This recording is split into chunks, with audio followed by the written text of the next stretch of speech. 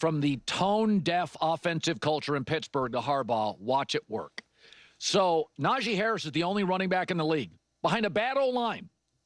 4 straight years of at least 1,000 yards rushing. Number 1 high school back in the country. Best back coming out of college. And he's been behind an O-line that has struggled to find itself. And this feels like that show, The American Pickers. You know, those guys would go in. Remember, they'd go in and they'd find an oil can and a bicycle and a guitar that Elvis Presley's dad used or something like that. And all of a sudden you're like, oh, they sold it for a lot. Najee Harris may not be Saquon Barkley. He's not that explosive. He's a really good player. He's been a good player since he was 16 years old. And he went, I mean, think about this. The last 6 years, the Steelers have been last in yards, rushing yards per attempt. How is that possible? It's possible because they can't get the O-line right. They haven't had a passing game to force teams to cheat. And I think this guy is going to be a 1,300, 8-touchdown guy. And by the way, did you hear his press conference? He made it very clear that things were a bit outdated in Pittsburgh. It's a great weight room. First of all, you know, even the facility is all great things, man. This is a lot of things that they provide here, man, that, you know, you take advantage of. And I was just telling them, I was like, man, it's not like this everywhere, man. Like, you know, this is a special thing right here. Remind me of college at Alabama. You know, all the resources that they have. So, you know, just getting the chance to take advantage of all this opportunities is a blessing. And I was telling him that, I'm like, man, y'all have a great thing going on right now, you know, because it's not like this everywhere. Wow. I really am seeing such parallels actually to Saquon Barkley and the experience that Najee Harris could potentially have with the Chargers. Right. You have a bad O-line, inconsistent / bad quarterbacking, rookie quarterbacks, backup quarterbacks, bad offensive coordinators, and yet you still get, you know, pretty darn good production. What happens when you go on a team that has good O-line, that's going to have a great passing game, or should, in theory, has a good, awesome quarterback? I don't care what anyone says. Justin Herbert is an awesome quarterback, an awesome coach in Harbaugh, someone who's also now clearly a great person as well, grounded, smart, humble, hardworking, appreciative, grateful. Do you need anything else? I mean, what else do you possibly need? So, you know, I 100% agree. And I continue to be excited to see where the Chargers will go.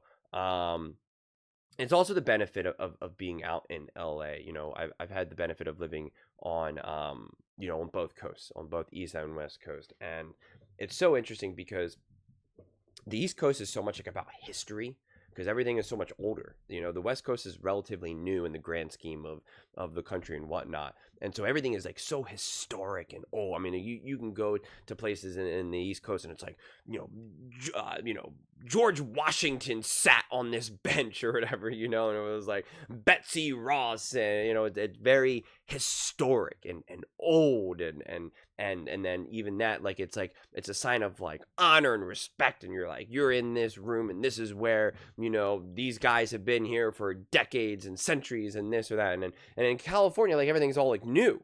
That's kind of the whole point. It's even just in the age of the country, it's new. But then when you have things like the Chargers, it's new. It's not like you're here for history. You're here for newness. You're here to create something special.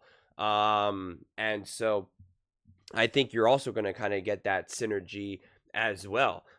Because I never really cared a lot about, like, kind of the oldness of things. Like, yeah, historical stuff is nice, don't get me wrong, but also kind of like, I want the newer stuff, especially if you're looking at a weight room and stuff. For someone who's, you know, works out a lot, there's such advancements in all of that type of stuff, and all of the equipment and access that you have. It's indefensible for you to be an NFL team, any professional team, and not have state-of-the-art, like, exercise equipment, like, you know, like the newest stuff. First of all, in the grand scheme of things, it's not even that expensive. Like, when you're talking about the businesses, how they're run here, it's not even expensive. It's going to be safer. It's going to be more productive. You're going to get better results. You're also going to excite the players.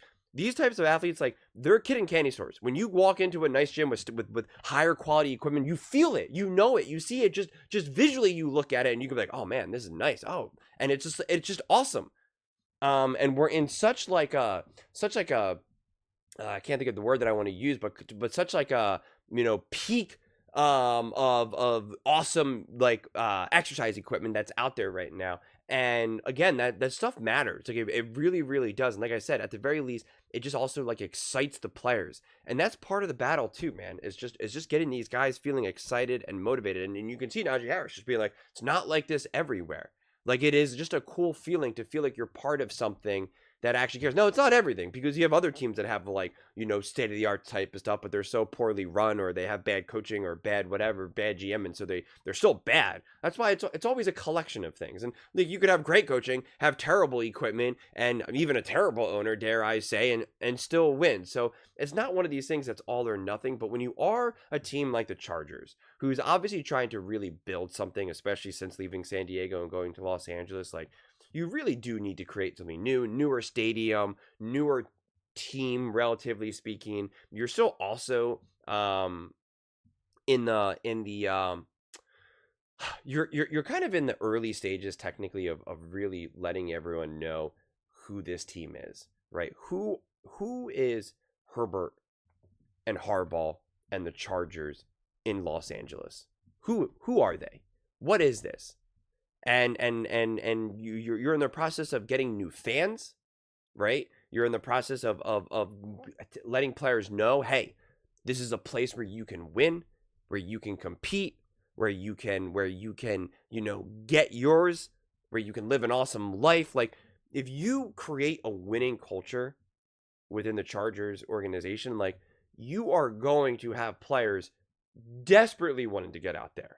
Who would not want to get out on the West Coast? Who would not want a chance to win, to be coached by high-level coaching, to play for, in an awesome city, in an awesome area in the country, where, it's just everything feels so elevated. And in a lot of ways, I don't think it started last season, because it was Harbaugh's first year there. Like, to me, it all kind of starts now. You kind of give the grace of, like, yeah, new coach. And even though he hit the ground running, I mean, they got to the playoffs. They looked pretty good. Obviously, the playoff game itself wasn't what you wanted, but it was still all in the positive steps in the right direction, and obviously stabilized. And to me, right now, it's like the Chargers start today, 2025. It's like, this season is when I'm going to start to hold the Chargers now up to a significantly higher standard. Mainly because I believe in their potential so much. Because I said this last year. I was like, I'm putting the Chargers on this, like, 1 to 2 to 3 year timeline, where it's just like, you're going to be competing for Super Bowls, AFC championship games, and anything short of that is like, that's unacceptable. Because like I'm talking about this Herbert Harbaugh duo. This is supposed to be truly special. And I gave them the year, even going into this last season. I was like, I'm expecting things to not be perfect right off the jump. Harbaugh is taking on a mess of a team, and he's going to have to kind of rework all of this, and he did, and he had to, and he is starting it from the inside out, and it's still going to take a second to kind of get going. But I believe in what Harbaugh ultimately is looking to do, and I believe in Herbert as the quarterback. And so that alone is like, okay, right? Like, I believe and trust the steps that will follow. And I think getting someone like a Najee Harris is such a great thing to be able to do. And, just do not be surprised that when you get a running back in a significantly better and more organized offense, because that's also the other thing, because, we didn't hear him get to say this, but like, Harbaugh's attention to detail and the things that he cares, and the things that he cares about, and the things that he preaches is like virtually second to none. And that's what they all said. That's what all the players said last year when Harbaugh first took over. They were just kind of like, man, I forget who said it, but he's like, we're focusing on things that, like, we never did in the past, and now we are. And again, that stuff shows up. That's how, make no mistake about it. The Chargers, like, overperformed. They exceeded expectations, and we went from year one with Harbaugh. I know, because of how the playoffs ended, it felt like, oh my God, this ended up being a disaster. But like, considering what that team really was and what they had to work with, it's pretty remarkable. Listen, should have that playoff game ended probably a little bit better? For sure. But don't let that confuse you of how successful this last season was. And I believe they're going to continue to be able to build off that. So again, I like this question. Smart leaving the Steelers for the Chargers? Like, yes. The Steelers don't even have a quarterback right now. I don't trust their offense at all. And now you're going to go to LA. You're going to go to Justin Herbert and Harbaugh, where they're actually building an O-line and actually have an offense that they're going to be able to like truly build an offensive identity that goes beyond just relying on their defense when they have the right pieces in place. Yeah, I think it was a smart decision. I do.